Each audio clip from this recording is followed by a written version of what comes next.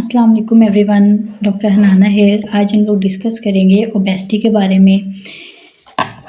Obesity के अंदर दो चीज़ों का बहुत मेन रोल होता है, कैलोरी इनटेक और कैलोरी यूसेज। सबसे पहले हम लोग कैलोरी इनटेक को डिस्कस करते हैं, यानी कि हम लोग अपने खुराक के अंदर ऐसी कौन सी चीज़ें खाते हैं, हम लोग कितनी कैलोरीज बेसिकली अपने जिस्म के अंदर लेके जा रहे हैं। बहुत सारी मेडिसिन भी ऐसी होती हैं जो हम टॉपिक की तरफ लेके जाती हैं। कैलोरीज इनटेक के अंदर जो मेन रोल प्ले करती हैं वो आ जाती है हाई फैट डाइट, जिसमें मोस्टली लोग जंक फूड को इन्वॉल्व करते हैं। जंक फूड के अलावा भी अगर हम लोग बिल्कुल सादा डाइट भी ले रहे हैं, इसके अलावा हमारा अगर लाइफ स्टाइल बहुत सीडेंटरी है, हम लोग वर्कआउट नहीं करें प्रॉपर, तो भी वो भी फैट के अंदर हमें फैट की प्रोडक्शन ज़्यादा कर देगा। इसके अलावा एंटी डिप्रेसेंट्स बहुत सारी मेडिसिन ऐसी होती हैं, एंटीसाइकोटिक्स बहुत सारे ऐसे होते हैं, या फिर इसके अलावा जो मेन रोल मेडिसिन में आती है वो होती है स्टेरॉइड्स। यानी कि स्टेरॉइड्स पोटेंट स्टिमुलेटर हैं फैट प्रोडक्शन के। बहुत सारे अस्थमा के पेशेंट्स, बहुत सारे ऐसे पेशेंट्स जिनको लंग इन्फेक्शन होता है, वो स्टेरॉइड्स वगैरह यूज़ कर रहे होते हैं, जो कि जाके उनके अंदर मोटापा पैदा कर रहा होता है, फैट की प्रोडक्शन ज़्यादा कर रहा होता है। दूसरी जो चीज़ आ जाती है वो आ जाती है कैलोरी बर्नआउट, यानी कि हम लोग एक्सरसाइज अगर बहुत कम कर रहे हैं, कैलोरीज बर्न बहुत कम कर रहे हैं, हमारा बहुत सारा कोई सेडेंटरी लाइफस्टाइल है, हम लोग ये सब चीज़ें भी हम लोग मतलब हमारी कैलोरीज अगर बर्न नहीं हो रही तो वो भी फैट के अंदर जाके कन्वर्ट होना शुरू हो जाती हैं। इसके अलावा अगर हम लोग स्वीट्स बहुत ज़्यादा ले रहे हैं तो बेसिकली कार्ब्स की ज़्यादा इंटेक भी फैट के प्रोडक्शन में मेन रोल प्ले करती है। अब जिन 3 फैक्टर्स आ जाते हैं हाइपरलिपिडेमिया के पेशेंट्स के अंदर।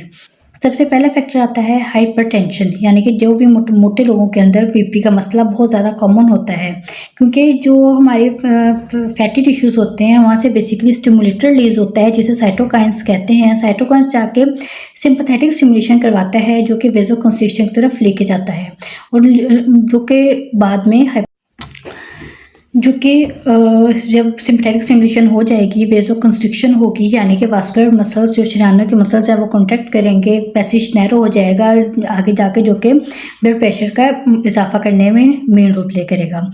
इसके अलावा बेसिकली क्या होता है कि हमारी बॉडी के अंदर जिगर, अगर फैट प्रोडक्शन ज़्यादा हो जाती है तो वो जिगर को जाकर मुतासिर करती है, जिसकी वजह से हेपेटोस्टोसिस वगैरह होना शुरू हो जाता है। इसके अलावा मेन जब फैट प्रोडक्शन ज़्यादा हो जाती है, इंसुलिन की रेजिस्टेंस पैदा हो जाती है, ग्लूकोज हमारे सेल्स के अंदर जाके यूटिलाइज नहीं होता, और शुगर जो कि है का लेवल ब्लड के अंदर ज़्यादा हो जाता है।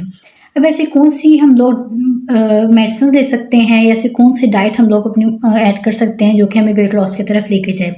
सबसे पहले आ जाती है हनी। अगर आप रात को एक बेड टाइम पे 1 टेबलस्पून हनी का कंज्यूम करना शुरू कर दें, वो आपके वेट लॉस के अंदर मेन रोल प्ले करेगा।